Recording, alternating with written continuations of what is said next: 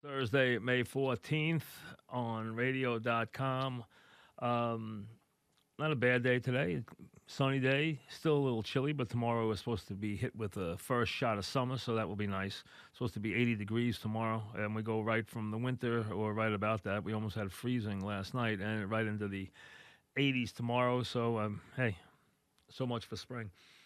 Um, as we take one step forward, as there are all kinds of reports today about things that will have to happen for this area to open or that area to open, and we're all trying to see whether or not baseball and basketball and hockey or anything can get back and play some games. We hear the rumblings coming out of the baseball negotiation.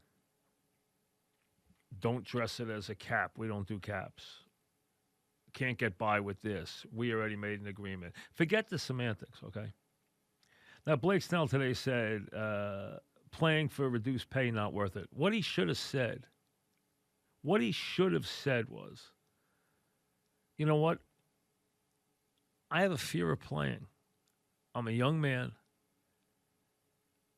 I still have a lot of baseball in front of me. I love baseball. But you know what? I don't want to risk getting sick. I don't like the risk. Instead of what he said was something that is going to turn people off. What he said was, I make $7 million a year. I'm in the middle of a 7 year, $50 million contract. All right.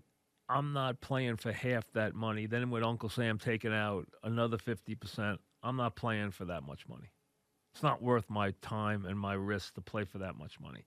That's what he doesn't want to say. That's what the message he doesn't want to, because the message in America right now to send that you don't want to play baseball for $1.75 million is not the message you want to send anybody. That after taxes, you don't want to play baseball for $2 million in cash. That's not the message you want to send to America when they have 30 million people out of work, where the majority of people who make under $40,000 a year are out of work, where people can't go to school, get out of their apartments, where people are dying every night. You play a game for millions of dollars, and your attitude is, I'm out. It's not worth my risk. It's not worth my effort for basically $2 million after taxes. You don't want to send that message. That message is going to come back to haunt you. And that's what these two sides don't get. And that's what a lot of people who cover these guys don't get.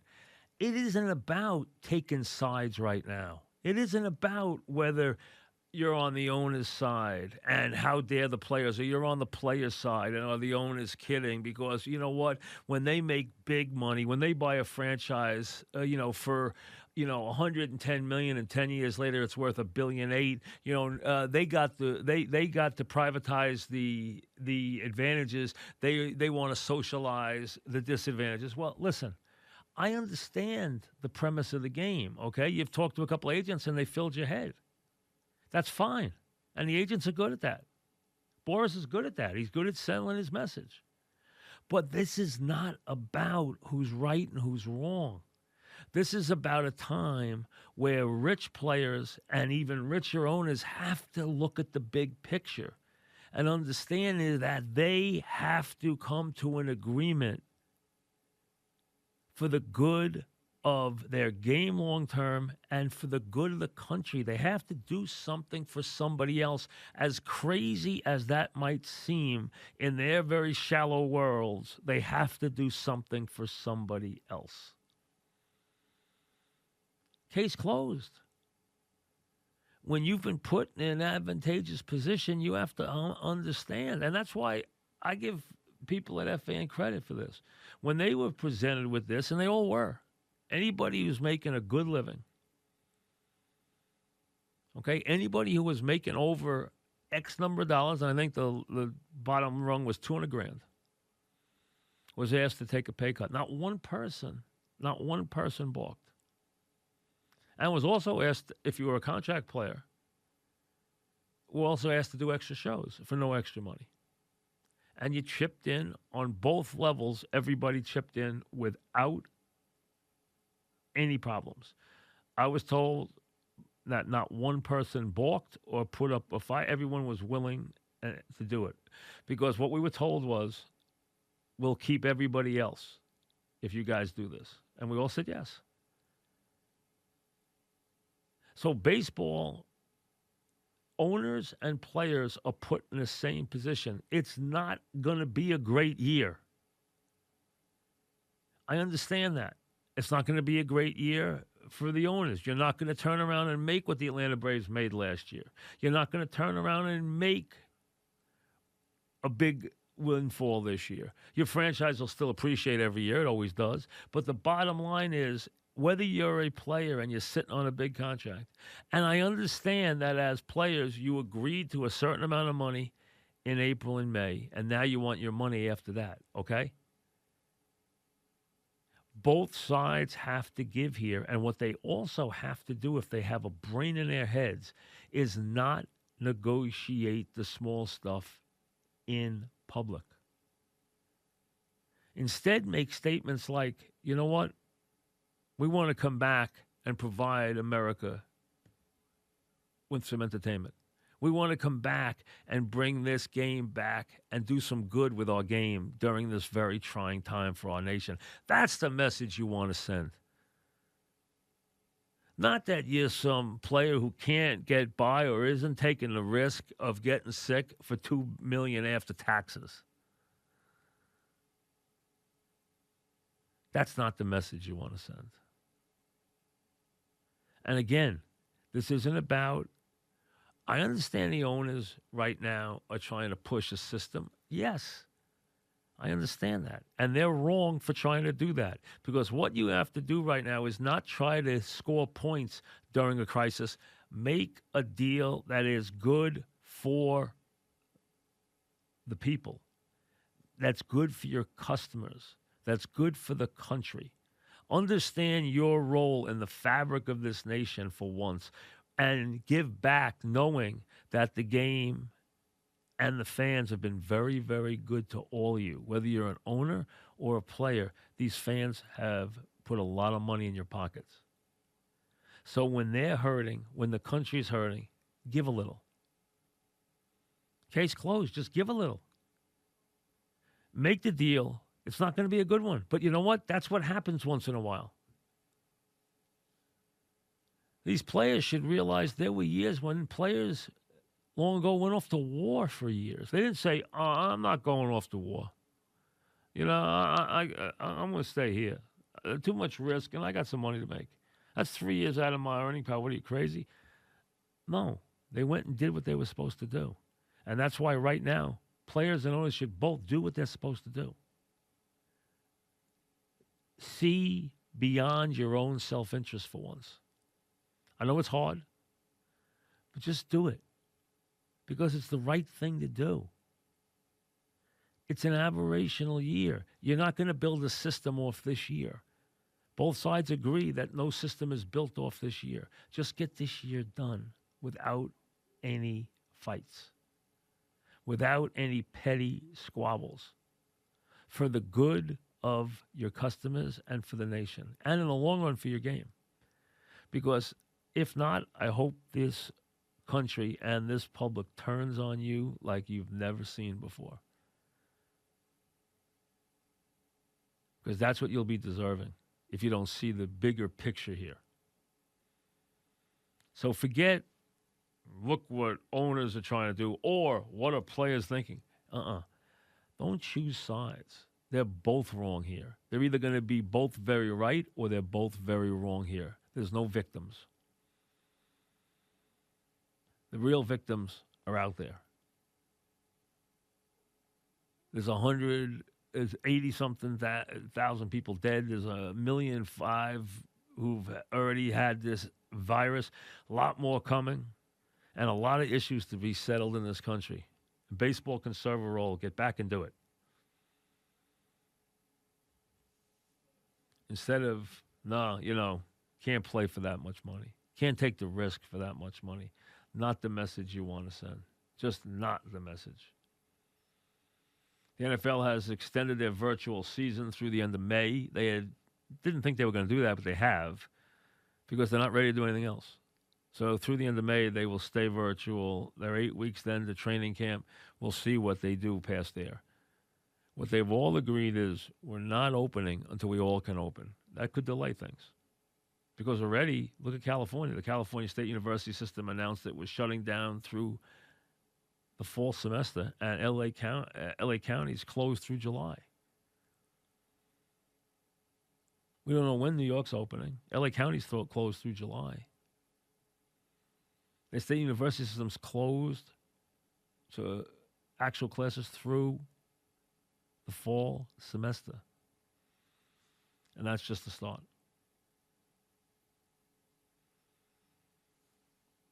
Yeah, I saw someplace said that I ran it on CC's bathroom. No, I didn't. I know there's not a lot of news right now, so that probably was masqueraded as news. What I said was, there was a story about CC, and he had obviously lost some weight. And there was a saying that, there was a statement that a couple of teams might look at him now because he's in such good shape. I'd say that would be a mistake. Because, a lot of times pitchers who pitched in a bigger frame are less effective when they lose weight.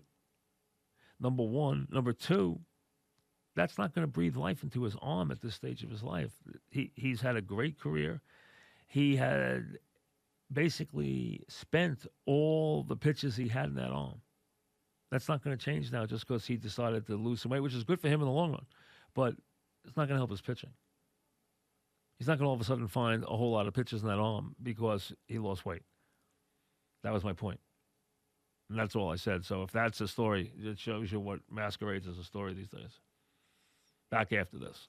I happened to come across the book today. I had not seen any advance on it. And because I haven't been in the office or not, I didn't receive a copy.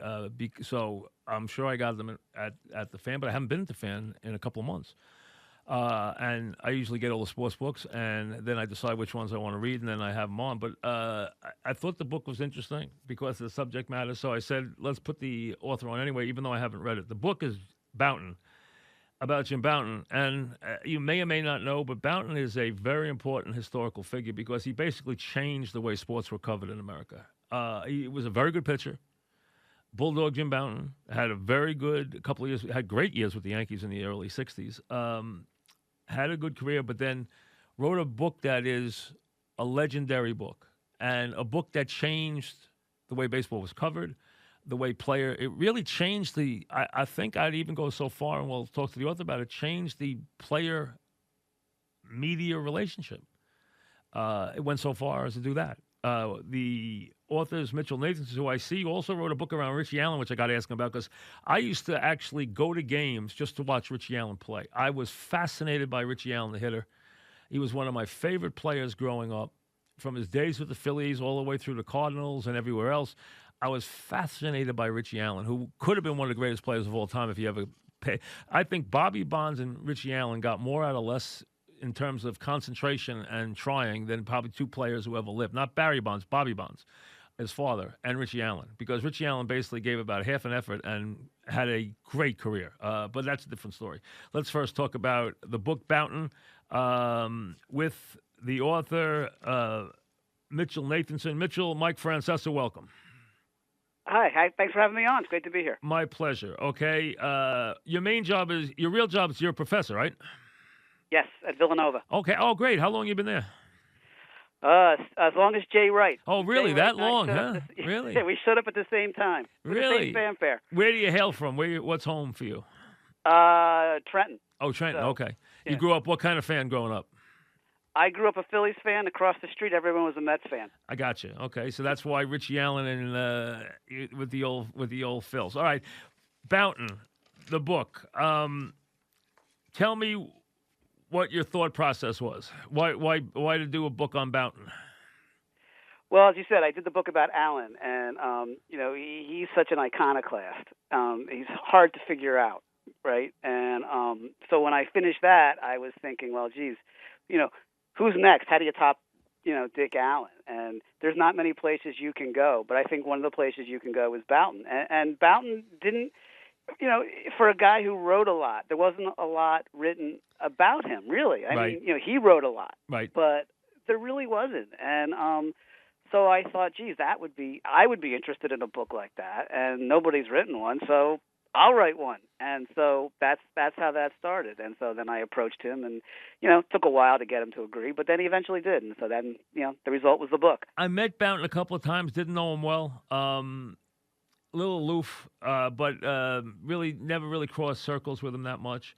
I remember him as a player. Those are the first teams I remember growing up a Yankee fan. He had great years in 63 and 64. He won 39 games, and quite ironically, won the classic Game 3, Mickey hitting a walk-off home run to win a game for Boughton, who later they became very central figures because wouldn't you say that his depiction, especially of Mantle, was really what caused a lot of the anger in baseball towards Boughton when he wrote the legendary book?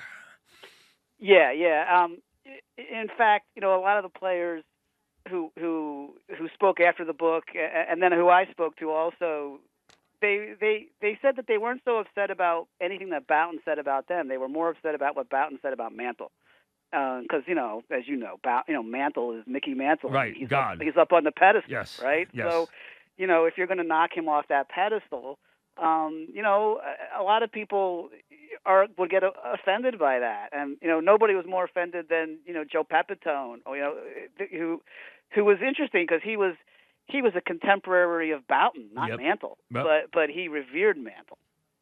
No question, they all did. I mean, they worshipped him. Absolutely. Yeah. That I came to find in the years that I interviewed Mantle, who was my idol growing up, and the players, even in older years, were so protective of everything Mantle did. I mean, so whether it was Yogi, Whitey, whoever, they worshipped him, and they said he was the best guy to everybody. Everybody on the team loved him. Everybody. So Boughton writes a book that kind of pulls the lid off. And what people don't realize is any kid who's growing up who wants to learn about sports, any kid who wants to learn about being a sports writer, anybody who wants to go into anything with writing should read Bull Fall 4, which is one of the, I would say without question, one of the classic sports books ever written.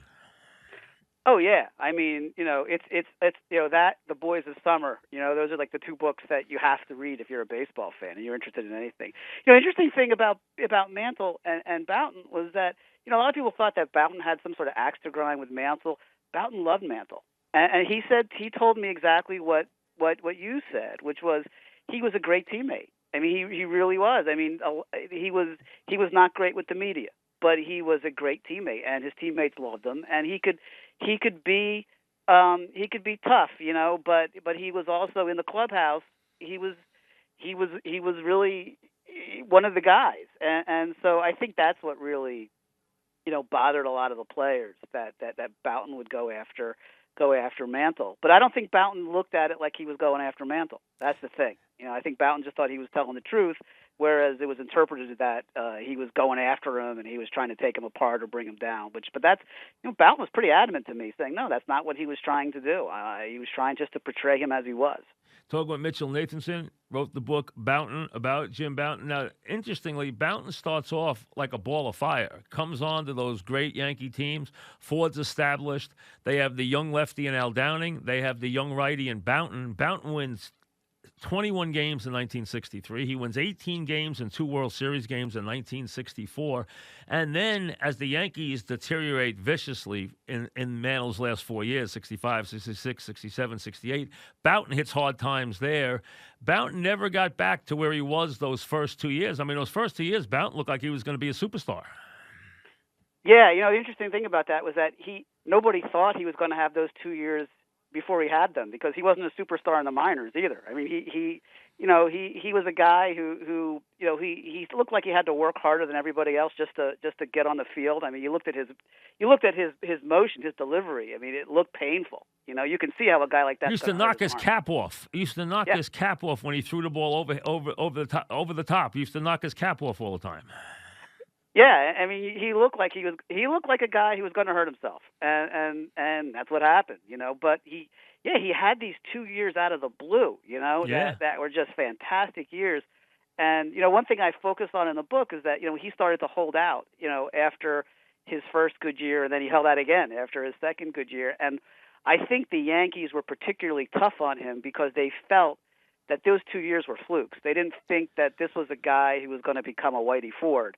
They thought this is a And guy who what's had a couple of good amazing years. is, as you know, Mitchell, he has great World Series games. Even in '63, he lost the game to Don Drysdale 1-0. I mean, he pitched a great game in the World Series that year. The Yanks got beat 4 straight, but I remember that 1-0 game. He pitched a great game in that 1-0 game. So even that, the next year, he wins Game 3 and Game 6 against the great Cardinal team. So I mean, he pitched really well in those World Series games. Yeah, I think he beat Kurt Simmons twice, right? Yeah. In '64. Yes. Right. And Yeah. and he should have beaten Drysdale.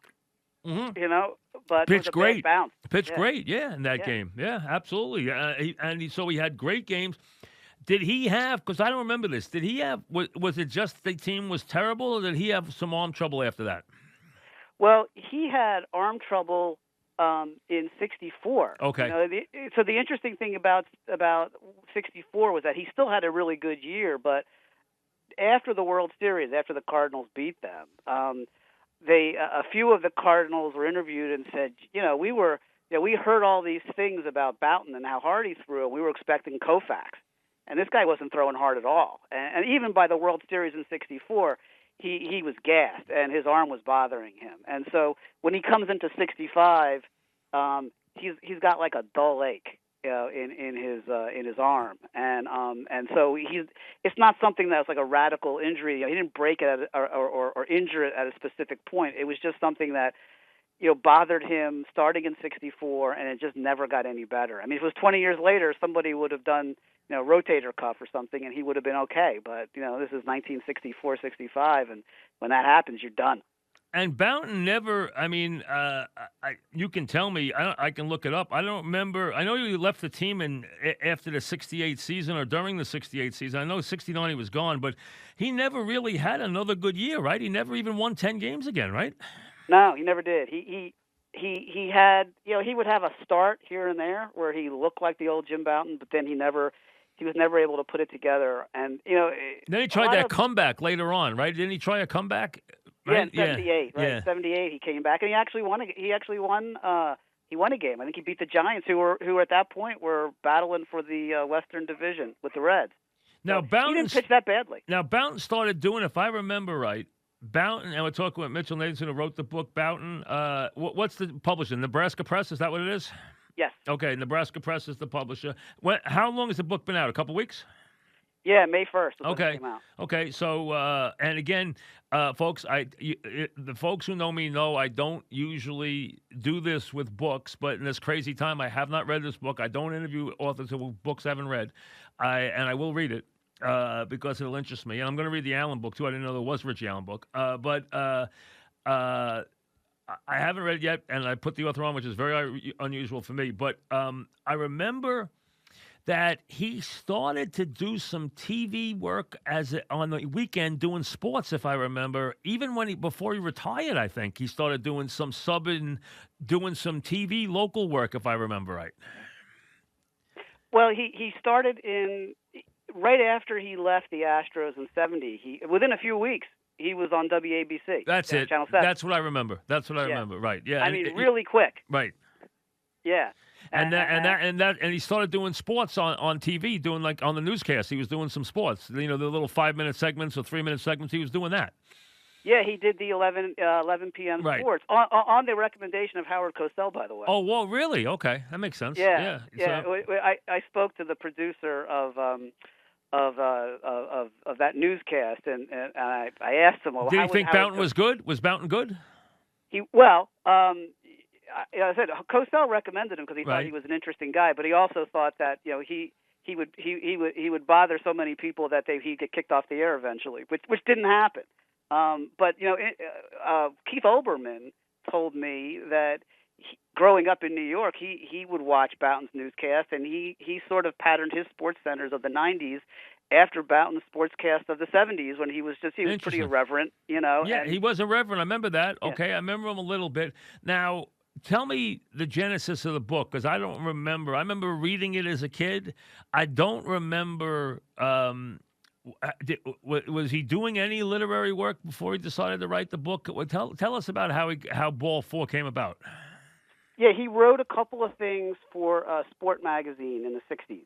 He wrote a good piece about being sent to the minors. That was the first really in-depth thing he wrote.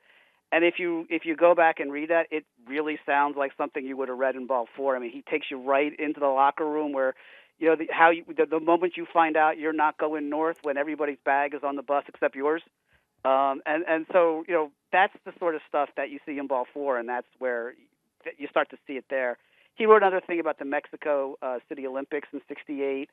And so he had done a few things, and so he was interested in writing something bigger. And he had always told his mom he wanted to write a story about baseball. And when he got to Seattle, he told me that he was waiting to write a book until after he became a superstar, but that's how it was done, right? I mean, nobody Yes. wants a book from a guy who's kind of a hanging on. But then when he got to Seattle, he realized, well, that's not going to happen. What year was Ball Four?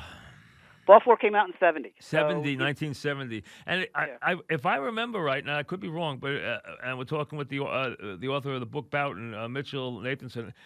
The first line of the book is, "You think you grip the ball, but the ball really grips you." I think that was is that the first line of the book? I think that's the last line. Last line of the book. You spend your whole life gripping Right. the baseball and find out it's the other way around. Gotcha. The whole time. Okay, yeah, that's it. And I remember reading it as a kid, and obviously it was a big deal. And this book caused, earthquakes, and really the reaction in baseball was unbelievable, because this really ripped the lid off as we know it, and I think really changed the money changed the relationships between players and media. Once the money changed, it changed dramatically. But I think this changed it a lot too, because all of a sudden it was a little different kind of coverage, and now anything went. I mean, Babe Ruth, as people may not know or may know, he would run through,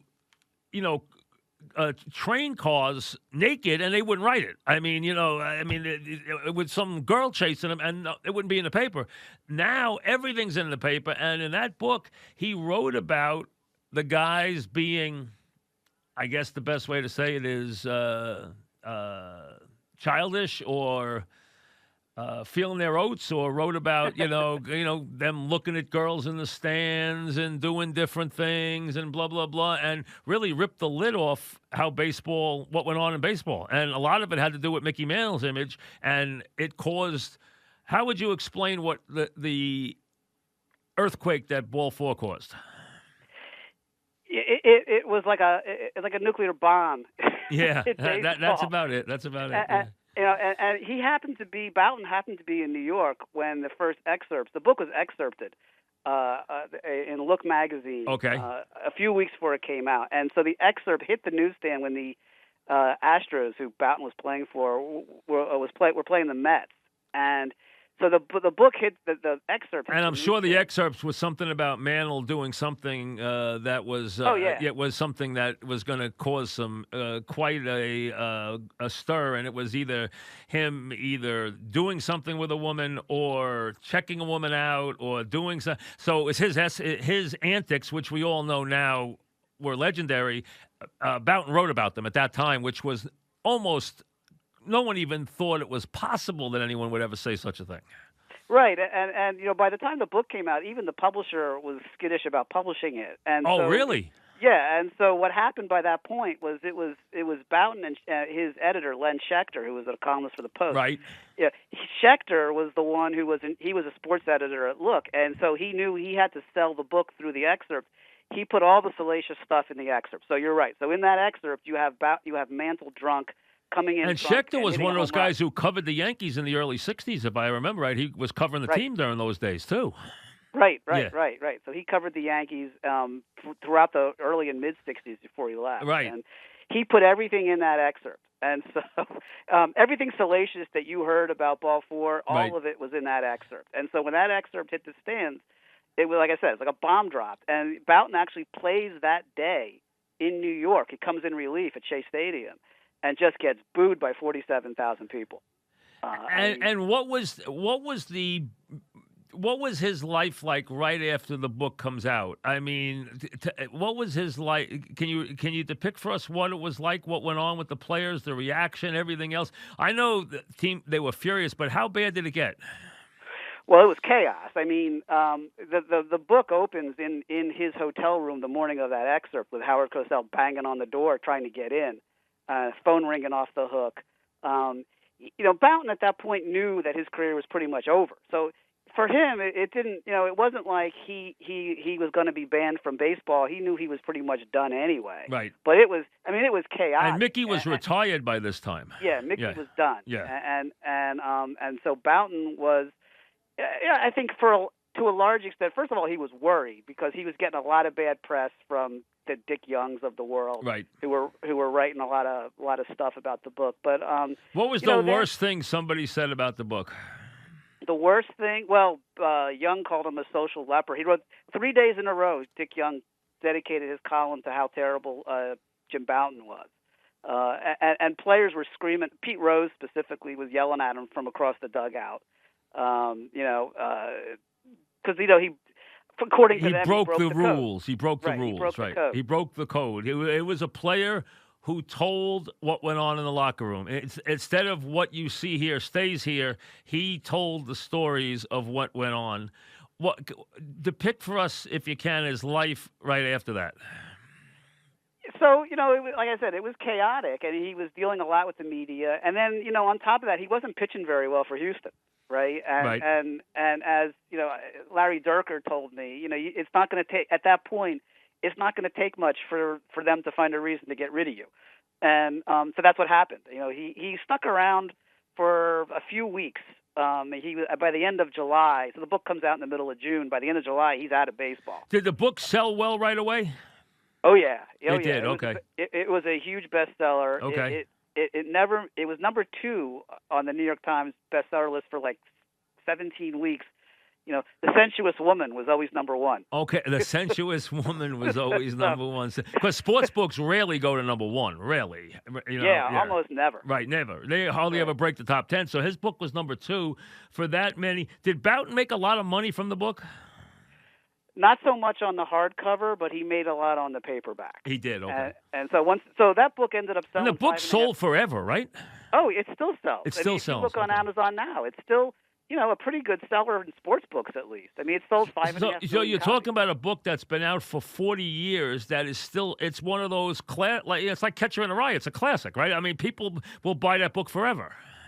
It's hard to find a book that's not assigned in high schools that sells more than Ball 4 on an annual basis. Right, that's wild. That's why. So we would be right in calling it a class. It is a classic. Oh, it is a classic, yes. And that book is going to sell forever. Wow. Oh, and so what happens to Jim right after? I'm trying to remember because I don't remember off the top of my head. I remember everybody going crazy. I remember the reaction in baseball. I remember all that. When he leaves baseball, what does he wind up doing right away? Does he go writing? Does he do another book? What does he do? Well, he goes right to WABC, Channel 7. He goes right back to TV, okay. He goes on TV pretty quickly. Gotcha. And he gets that 11 p.m. I remember that. Sports anchor slot. Right. And that WABC was number 3 at that point. It was number 1 within like 2 bookings. Wow. He really changed the way sports was broadcast. I mean, there were jock sportscasters before Boughton. I mean, oh sure, Frank Gifford, Phil Rizzuto, Pat Summerall, Frank Gifford, they all did it. Yeah, right. But he Boughton liked to refer to Gifford as a refrigerator salesman. And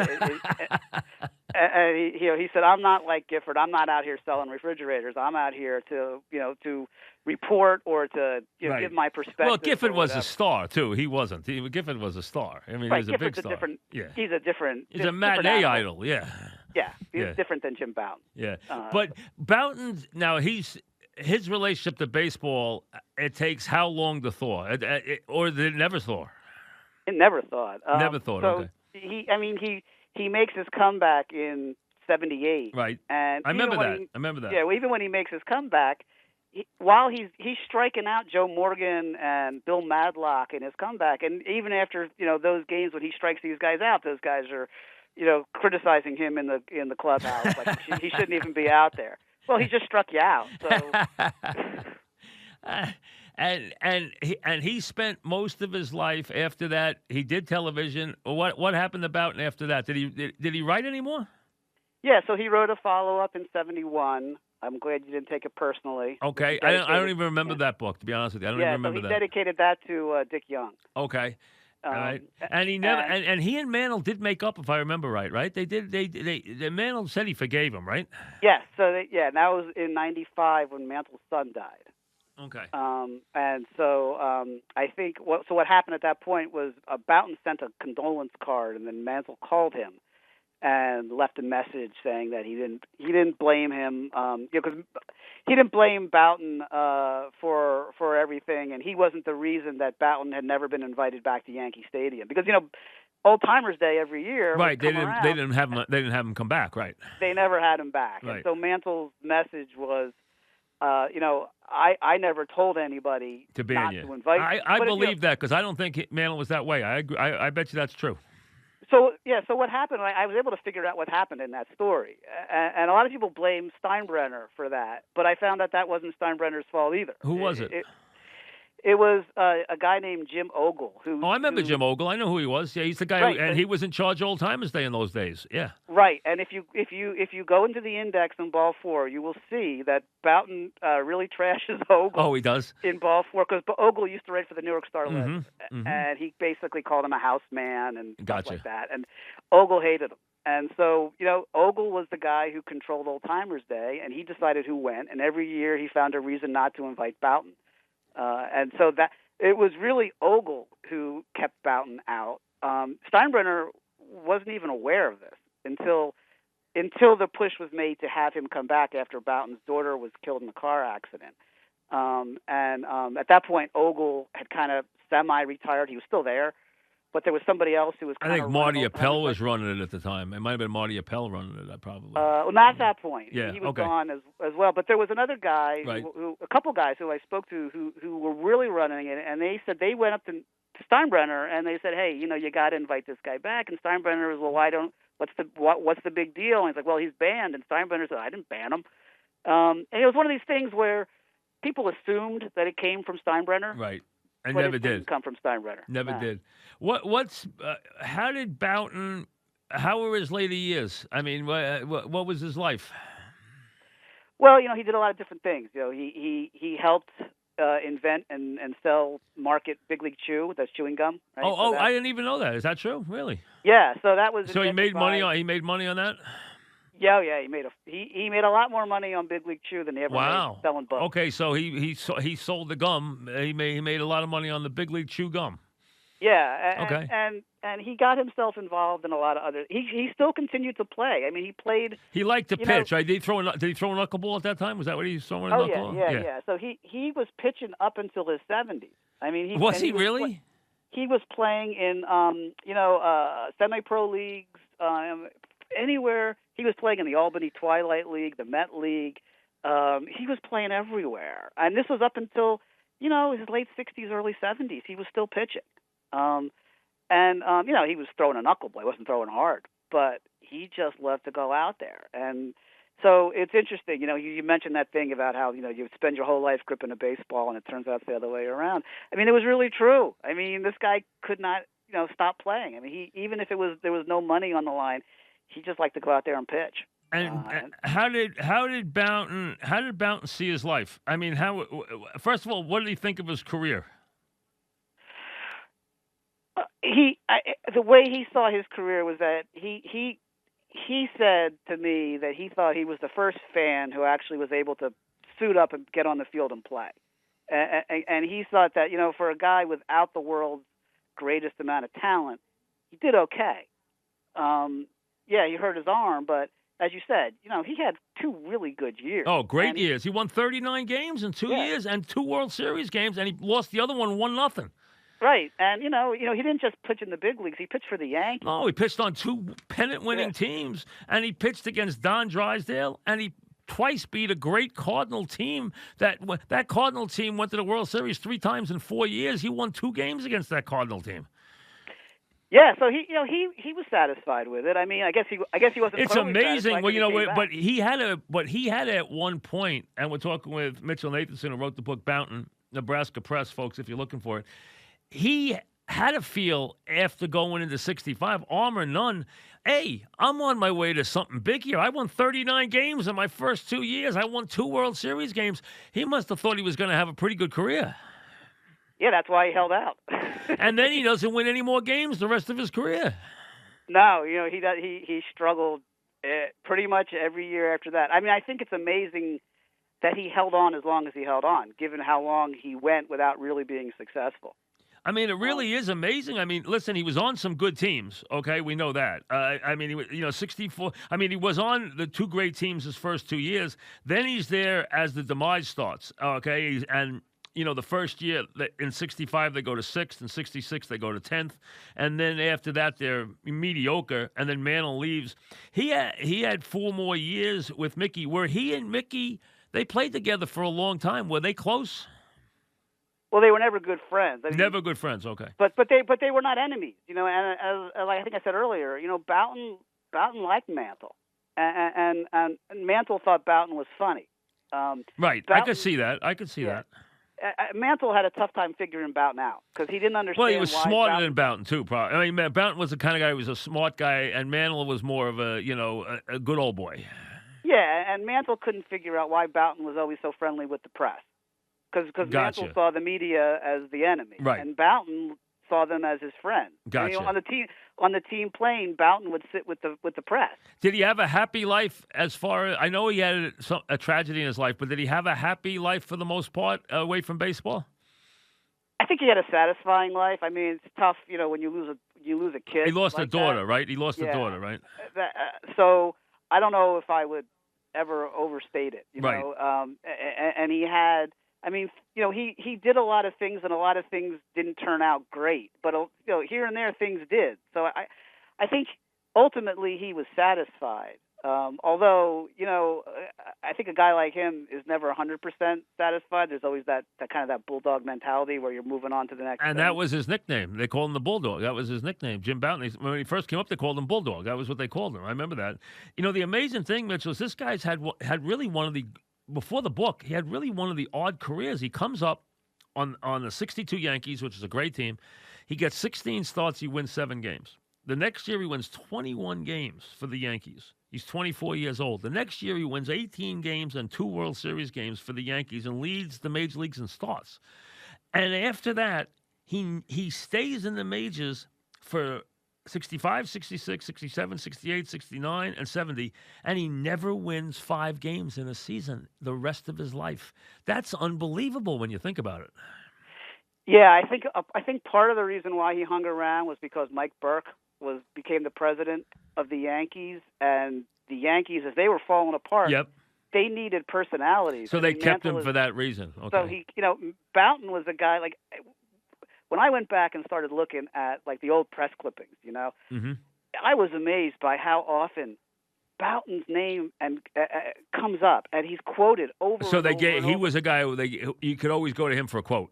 Yeah, even when he wasn't pitching. Gotcha. Most of these stories were just Boughton quotes. Gotcha. And he was a guy who he was a guy you could. Who talk was his to. best friend on the team if there. he had one? Did he have a good friend on the team when he was growing up?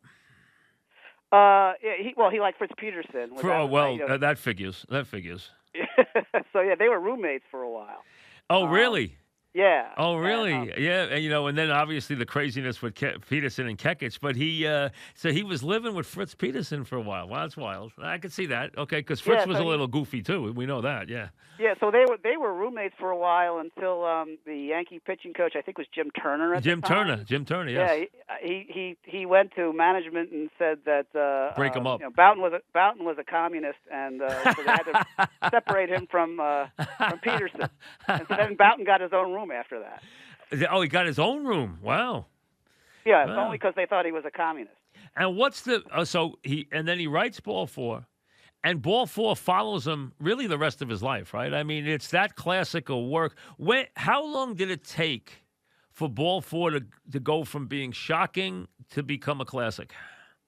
It didn't take long because what happened in the wake of Ball 4 was all of a sudden you got all of these tell-alls. right? And within a year, every athlete, baseball, football, basketball, is signed a deal and promising to spill their Gotcha. guts So about you what's got going on. Megacy writing the football book, and you got all that stuff right after that, right? Writing all the North Dallas 40. You have Phil Dent. You got all those guys writing all those books and everything. So yeah, I can see that. I can It see that. happens really fast, Right. and so what happens is very quickly, anything you read in Ball Four is eclipsed by what you're reading in, Gotcha. North Dallas 40, right? right? Or Megacy's book. I Right. don't remember the name of it, but wrote a book about everything that went on in football, the drugs and everything else. And yeah, absolutely. Yeah. So it got to a point where Ball 4 wasn't that shocking anymore, is what you're saying, right? Yeah, and the amazing thing is that it didn't fade away, right? So it sticks around even though it's not shocking, and the reason it sticks around is because it's a great read. Did And Ball B, 4 need Mantle? Could it have been it, successful if it didn't have such an iconic? I mean, Mickey Mantle was as big an athlete as there was in the world. I mean, he was. I mean, there were millions of people who won't know anything about Mickey Mantle. He was everything to everybody. Did it help a lot that it was Mantle, or would it have been a classic if the guy was Joe Smith? yeah, that's a good question. I mean, I think in the excerpts, it was the fact that it was Mantle. Right. That's what caused the blow up. And also, that excerpt also had a thing about Whitey Ford doctoring the ball. Oh, it did. Okay. Yeah. Okay. So Elston Howard scuffing the ball on his shin guard. Okay. Right. Yeah. Okay. Right. So you have Mantle and Ford, right, who are the right. The golden boys of the 50s. Absolutely. And yeah. So yeah, I think that if it wasn't Mantle and Ford, it might not have blown up the way it blew up. But most of Ball 4 really is about the pilots, right? The Seattle Pilots. Right. And so there's nobody on the Seattle Pilots who you would remember outside of Ball 4. And so I think you make a good point that I think a lot of the explosion is because of Mantle, but I think the reason it endures has very little to do with Mantle. Right, and I tell you, it changed. Let's be honest, it changed the way sports was covered. It changed everything.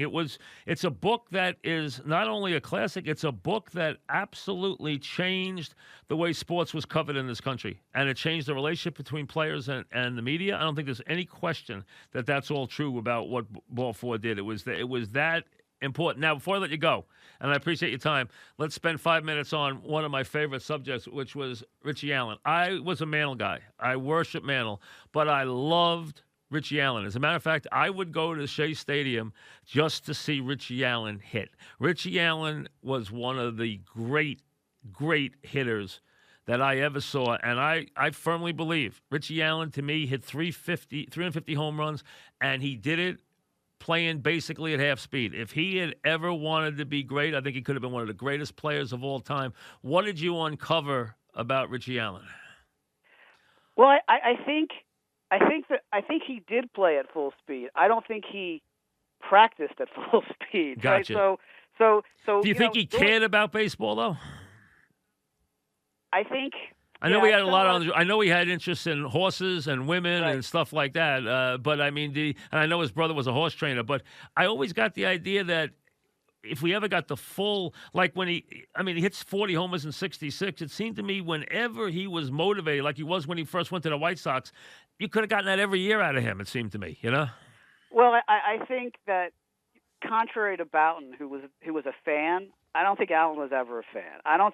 I think he knew he had a talent that would bring him whatever amount of money it's going to bring him before the era. He could just flat out hit, is what it was. Right, yes. and I think he wanted to do his best, but I don't think he didn't approach it the way Boughton. If he approached it the way Boughton approached it, I think it would have been different for him. But he looked at it like it was a job. He didn't look at it like it was a game, and so this was his profession. He would show up, and one of his things he would say is, "On time is game time." You want me here, you're paying me for game time. I will be here at game time. And up until '69, when he missed a doubleheader at Shea, actually. Right. But before that, he was never late. Before that, he wouldn't go to batting practice. He wouldn't do pregame stuff, and but he would show up for the games, and he would bust his ass during the game. But if you wanted to talk to him afterwards, he wouldn't tell you much. Did you spend a lot of time talking to him for the book?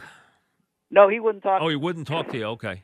Okay. Everybody around him talked to me, Did but he his wouldn't brother talk to talk to you? me. Actually, well, yeah, he and his inner circle would not talk to me. Gotcha. Although, Okay. interestingly, once the book came out, they did.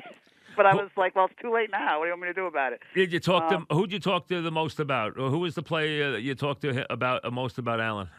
oh, let's see. Well, I talked to people he played with the White Sox, Okay. particularly Melton and Melton. And he played great for the White yes, Sox. I mean, his first year with the White Sox was unbelievable. Absolutely unbelievable. yeah. And there was some players that gee, off the top of my head, I can't remember so much, but some Phillies. Geez, I can't remember their names So right did now. you like Allen? I mean, what made you do Allen? The reason I did Allen is because I had written another thing about the Phillies, and I just kind of mentioned Allen, and I got more response from that about people on one side saying he was misunderstood, and on the other side saying he was the biggest jerk I ever. think he was misunderstood, and I think at times he was the biggest jerk ever. I think he probably was both. But I tell you, what he could do was he could flat out scare you when he was in the batter's box. He wasn't a good hitter. He was a great hitter. He He had was a great he had hitter. 11 years where he was the best hitter in baseball. Oh, he was, I'm telling you, power and speed with that big, power and average with that big bat. And I'm telling you, he was scary. Absolutely. I saw him hit a ball. As a Cardinal off at Shea Stadium was the longest ball I ever saw hit. And I'm telling you, he had days with the Phillies at Shea Stadium that were unbelievable. He was an amazing hitter, absolutely amazing. I used to love to watch him play, absolutely. And of course, he always wore that batting helmet in the field because they used to throw things at him. At least he said they threw things at him. I don't know. He got used to wearing that batting helmet in the field all the time. That was kind of his trademark, always wearing that batting helmet in the field. Yeah, he always wore that batting helmet in the field, but Yeah. I found out that he was wearing that batting helmet way before when he was started playing professional ball because he didn't like players used to wear the regular Right. cap. He didn't like the cloth cap, right? Well, he used to put that cloth cap. He used to put it in your back pocket. And Right. he said when you would slide, it would get full of dirt. So he just said, well, that cap would get all messed up. I'll just wear the helmet. So yeah. I mean, people did throw stuff at him. I mean, that is true. Yeah, But and he had wrote helmets "Boo in the before that. Dirt." He sketched "Boo in the Dirt" in Philly and stuff. He had a love-hate with the fans there. That's for sure, right? Yeah, I mean, it was.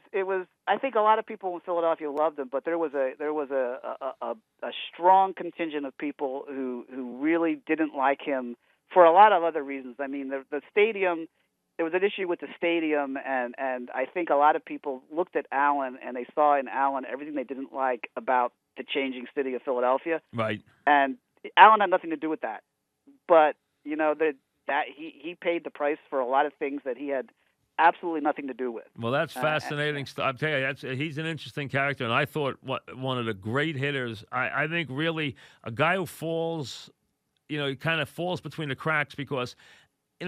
He had a good career, but he didn't have the greatest career, and I don't think people realize how good he was. He was unbelievable. He really was. He was an amazing offensive player. He's one of the few guys, like the old time guys, whose advanced metrics make him look better. Oh, I totally agree. He was dangerous. I mean, he when he was on his game, you didn't want to see him coming up to the plate. That was for sure. He was absolutely scary. Well, listen, I appreciate your time. I appreciate you coming on. Good luck with the book. So the book is Boughton, Nebraska Press, an interesting character who wrote a book that is still a classic, and I highly recommend it to this day. If you were in high school or something and you want to learn about sports and a book that's a cornerstone book, that's it. Ball 4 is a cornerstone book of all time. And check out the book Boughton. Thanks very much for coming on. Appreciate it. Hey, thanks for having me. My pleasure. Thank you. Mitchell Nathan, the author of Boughton, back after this. And 101.9 FM, WFAN. All right, we come your way on this Thursday, the 14th day of the month of May. So halfway through another month as we continue along. We'll see. Maybe things will get better. We'll have to wait and see. It's going to get warmer. We know that. If you haven't experienced any warm weather, you've been waiting, and every day's cold, and every day's kind of, you're sitting there saying, when does spring start? Well, spring's not going to start. Summer's going to show up fairly fast, though, like tomorrow. So it's going to be 85 degrees tomorrow. So realize today was 63. Well, 60 degrees is the high. 85 to 90 tomorrow. So summer arrives in a big way tomorrow, and we go right from winter to summer here in New York. So get ready as it comes your way. Now, it's not going to last very long, but before you know it, you're going to be in the 70s a lot of days. So time to get ready for that. Get outside if you haven't done that, and be a good day to go out and play some golf, or even it's going to be 80 degrees on Saturday too. So get ready as the warm weather is about to come. Now, talking about the 14th day, as we always do. Well, let me tell you first, 6:30. 6:30, Howie's got Mets. They're going to go back to the NLDS 2015 for tonight's game. I guarantee you it'll be a happy outcome. The Mets will win. They don't play any losers. And Howie will be bringing you that 6:30 this evening. We're brought to you by Casamigos, as we always say. Brought to you by those who drink it. And we always track Mantle and Bernie and just look at what the day brings. We started doing this a couple weeks ago. May 14th, 1967 is a day I've mentioned before because that was Mother's Day. May 14th, 1967. It was a dreary Sunday, Mother's Day. I remember it well. And they gave away this gold pendant at Yankee Stadium. If you can find one now, they're worth a pretty good amount of money, especially if you can get it in the box. But that day, Mantle hit a home run off Stu Miller. It was his 500th home run. This was the Yankees in decline. This was Mickey in decline. This was Mickey now at first base. He had a home run, seventh inning, his fourth of the season. The Yankees weren't going anywhere that year. Mickey was on his way to 536 homers. This was number 500. He went 2 for 4 with a 1 RBI, 2 runs scored on the day. 5-4, 1967. 5-4, 2004 for Bernie Williams in the later days of his career. Went 2 for 3 with 2 walks. He got on base 4 out of 5 times and knocked in 3 runs. So that was 5-4, 2004 for one Bernie Williams. Most of the time when you see in these years, for Mantle, it's usually between 55 and 61 that you get. You usually don't get before 55. You usually don't get after 61. Once in a while, you throw in a 62. And for Bernie, it's usually from 95 to 03, 02, 03. Those were the main years. They both played a long time, though. Bernie 16, Mickey 18 years. And neither one ever wore another uniform, which is nice. I mentioned that one of the first things back is going to be golf. The Tiger Woods, Phil Mickelson, Peyton Manning, Tom Brady event. Tiger and Peyton are a little less than 2 to 1. They're 8.5 to 5 favorites. So you get 150. And I always find these splits unfair because I always think they take too much of a split, the books. Because if you're making someone pay 190, which you pay for 100 on the bet, then you should get 180 back. It should be, that's it. No more. Anything else is a little piggish. To me, you shouldn't get 150. You get paid 150 and you get lay 190, which means they get a nice bit of change in between, which is the breakage is too much there. It shouldn't be that way, but it is. So you get 150 for 100 if you back Phil and Tom, and you lay 190 for 100 if you back Tiger and Peyton. Now, I went and looked for the handicaps. I got Tom's handicap is an 8. So that's what he is, a recorded 8, which is a good, solid player. That's a very good, for everyday players, that's a good, solid player. You're going to go out, you're going to shoot 80. That's a really good player. I got Manning, I couldn't get an official handicap for. I have him between a 6 and an 8, depending on who you talk to. So got him between a 6 and an 8. So I don't have an official one yet. I don't know what he's running to officially right now. But they're both about even. And then you have Tiger and Phil, obviously. So that's why. And remember, you got the Florida guys and, well, really one Florida guy, and that's Tiger. Tom is now a Florida guy, but he's really not. But Tiger, that's his course, medalist. So he has the home court advantage, the home field advantage, and so they deserve to be favored. They'd be favored anyway because Tiger would be a little favored over Phil. But last time they did this, Phil won. This will be on TV the 24th. It'll be not pay-per-view. Last time they did a pay-per-view. This time it's not pay-per-view. It's on TBS, so it will come your way on the 24th of May. And they'll add some betting features, but right now 190 to 1. They're the favorites, and you would get 150 with Phil and Brady right now, and it's Tiger and Peyton. That's the match. They're going to play 18 holes, and that will come your way on the 24th. As we start to wait for other sports to open, with football, which obviously is 8 weeks to training camp, but depending on the team, 8 to 9 weeks of training camp, they will stay in the virtual season they are in through the month of May. We're going to stop it on the 15th, but they're not ready to, so they will now stay in the same way until the last day of May. Then we'll see what happens there, as their camps don't officially close up where everybody's on vacation until the 28th of June, and then they'll be back after that for training camp, which will start late July, early August. You know that out in California, you already have some closures through July and closures with the California State University system, which has already announced that it's shutting down the semester through next fall. So you have some very, very long closures still going on there. NHL Bettman said, listen, the hard thing is to get this done, but we're going to get this done. The easy thing would be to just say, see you next season. That's not going to happen. We're going to do what's hard, and we're going to get this done. So he's still committed to getting it done. As far as basketball, same thing. They have to get by first the safety issues, the health issues, and that's the same for baseball.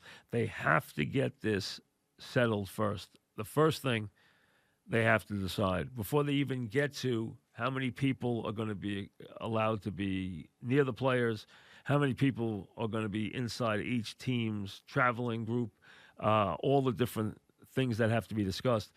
The first thing is, what constitutes a problem? As Silva said yesterday to both owners and players alike, if we're going to shut down on one positive, then we shouldn't even reopen. So that's not the case. But the question is, and it's a fair one, what does constitute a problem? How many players? You know, it could be nightmares. Let's say you get to the NBA Finals and you have the Lakers and Milwaukee, and the freak or LeBron comes up sick. Completely destroys your season and your series. So you have to go to, you have to keep these guys almost hermetically sealed until the season's finished. I mean, you don't want to create any risk there. And risk is the issue, obviously, for baseball players, too, because you see what Blake Snell said. He said, I would rather not take this risk. And he did not do a good job of putting it in real terms because he made it an economic issue. He said, playing for reduced pay is not worth it. That's not what he should have said. If he had a problem with the physical risk, if he had a problem with the health concerns, that's one thing.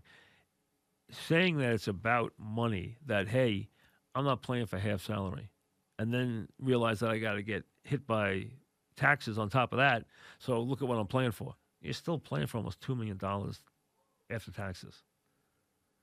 I mean, you're playing baseball for that.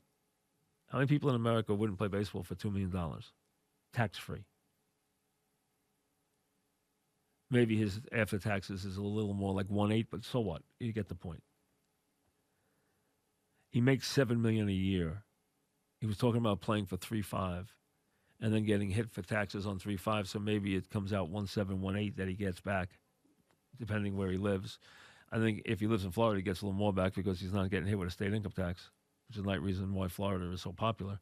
But it's not the tack you want to take. It's not the approach you want to take, where you make it about economics rather than about the physical risk. The risk is one thing. Nobody can tell you and demand that you play. If you feel a risk, if you feel a risk for your family, that's a real concern. But making it that it's not worth the risk at this price, that's the message you don't want to send. That's the one that's going to blow up in their face. And they're headed for that right now. It looks like anything that you warn them about is going to happen.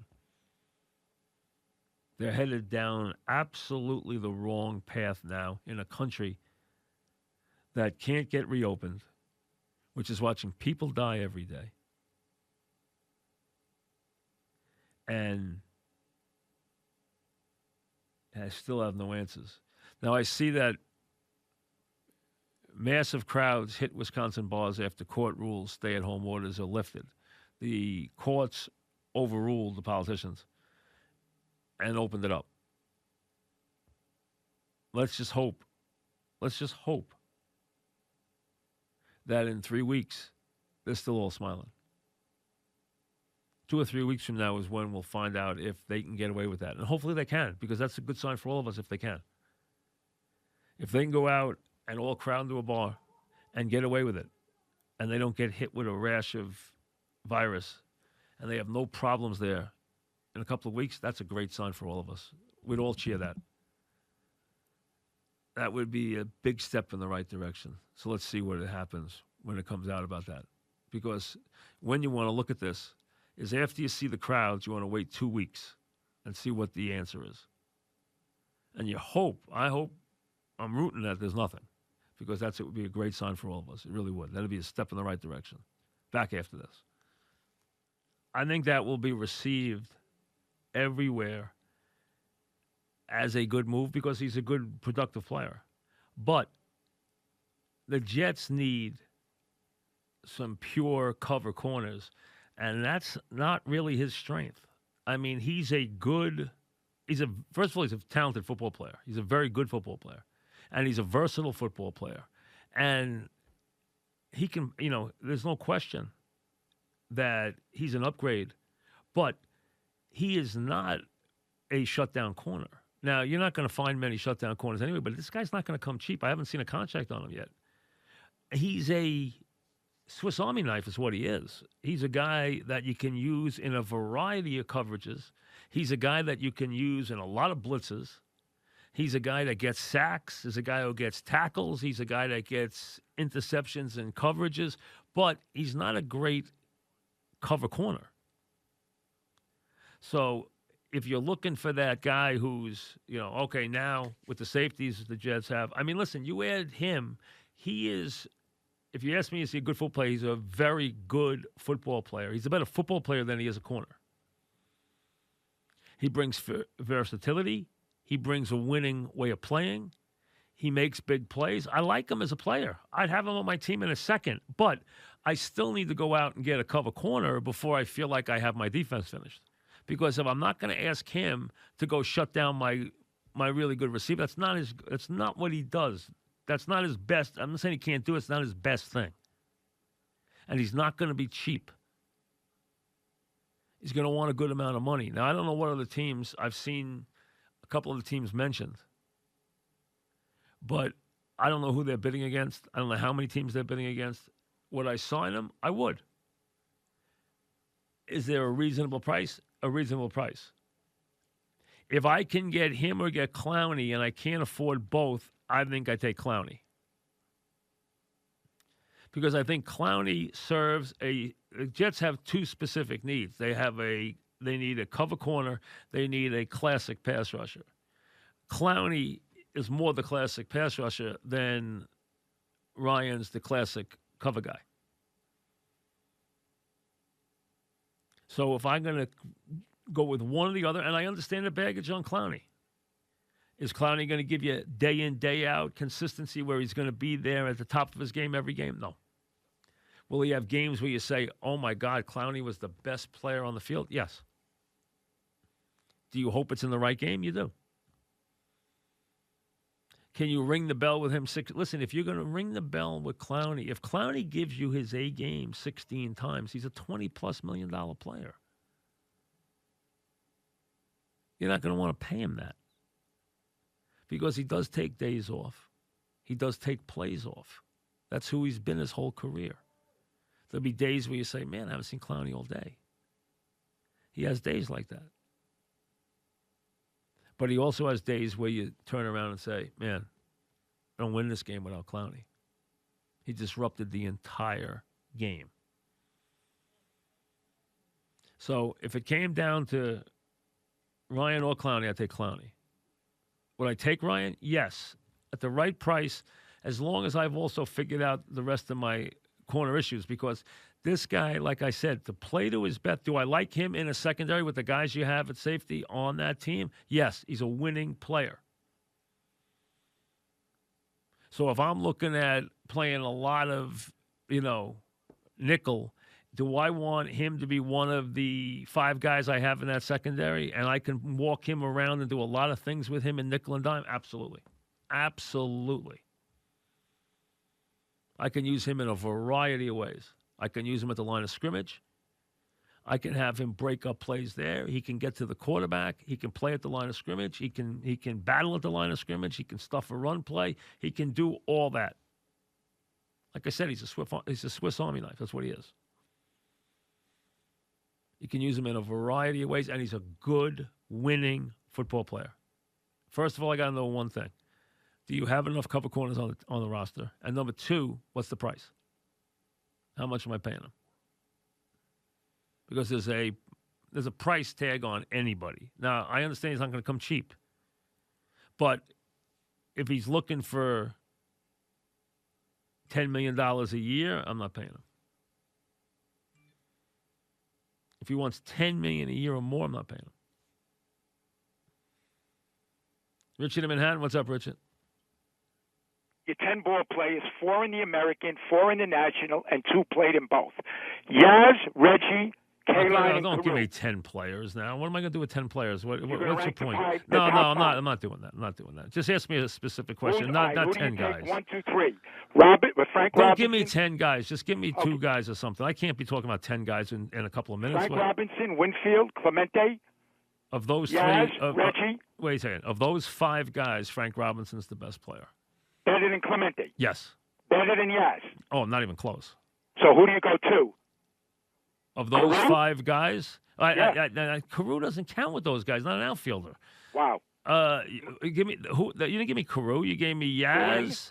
Tony Gwynn, Clemente. Wait a second. You didn't give me Gwynn before. Okay. You gave me Clemente, Gwynn, Yaz. Robinson, Winfield, Kaline, Reggie, and Yaz. Well, first of all, the best player of the group is Frank Robinson. Over Clemente. Yes, because he had power and Clemente didn't. The second best player of that group is Clemente. And then the third best player of that group was Kaline. Over Reggie. I didn't know you have Reggie. Well, Reggie's tricky. He wasn't a great all-around player. He was a great slugger, though. And he was a great big game player. So he's a little different. He's not a great everyday player, but he was a great slugger and a great big game player. So he's tricky. You would take Reggie over Yaz? For his career. For his career, yes. Okay. Yeah, I would for his career. Yes, Yaz had a great year, and he was a classic player. But if you look, Yaz played 20 years and hit 400 home runs. Thanks for the call. Yaz was not a real power hitter. He had 1 year where he had 44 home runs, but he was not a guy in a lot of years. Yaz didn't have a lot of years where he had 30 home runs. I love Yaz the player. He was a great fielder. Yaz was an inspirational player. Was he as good as Frank Robinson or Clemente? No. Of that group, and I don't remember because you kept changing players, the guy who was the best player of that whole group was Frank Robinson because he was 5 tools. Clemente was not a power hitter. He was a guy who was a great defensive player, great arm, and was a great average hitter. Was not a great power hitter. Frank Robinson could do all that, could do everything, and he was also a power hitter. Frank Robinson was a Triple Crown threat. The other guys were not. None of those other guys are Triple Crown threats. Frank Robinson was. Frank Robinson's on that same level with Hank Aaron. He's on the same level with those guys, with Mickey Mantle, Willie Mays. He's on that level, Frank Robinson. Because they had every tool. They could do everything. Hit for average, hit for power, run, throw, everything. They could all do all that. One more call before I bid you adieu, and then we have Met Baseball coming up. Jason and Great Neck. Go ahead, Jason. Hey, Mike, what's going on? If there's no cure or vaccine by next year, how many seasons do you think these ball players are going to be willing Hey, to listen, sit out? I don't even – Jason, don't bum me out. I can't even think about next year, okay? I'm sorry. But I can't – listen, I can't – thanks for the call, but I can't sit here and think about next year right now. I got to take this a month at a time and just hope that there's a therapeutic that works. Do I think there's going to be a vaccine this year? No. Anybody that you talk to who's a scientist or a doctor tells you that you're not seeing a vaccine until 12 to 18 months. And they said that's really fast. A real legitimate vaccine, plus then getting enough of it made and distributed is going to be the second nightmare after you've got it and you're ready to deploy it. Then producing it and distributing it is going to be a nightmare. So there's two nightmares: finding it, proving that it can work efficiently and not hurt anybody, and go through all the studies and everything else, and then mass producing it is another issue. So anyone you talk to, anyone has admitted if you did it 12 to 18 months, that would be like lightning warp speed to do it at that speed. Before that, therapeutic, yes. Hopefully we have one that works already. Hopefully the remdesivir works already, Hopefully that's the case. Now, again, that doesn't come in pill form. It's something you get in the hospital, but you get it intravenously. But if it can save lives, then, maybe that works, hopefully. But again, that hasn't been mass-produced yet either, so who knows? And we don't know all the details of that. But I can't sit here and talk about next year yet. It's too hard. Give me it a month at a time. Casamigos Tequila, as always, brings you the program, brought to you by those who drink it. As we approach 6:30, Met Baseball coming up. Howie will guide you through it. Enjoy tomorrow. We'll talk to you late in the day. But first, tomorrow, an 85-degree day. How about that? So no spring, from winter to summer in the snap of a finger. Enjoy.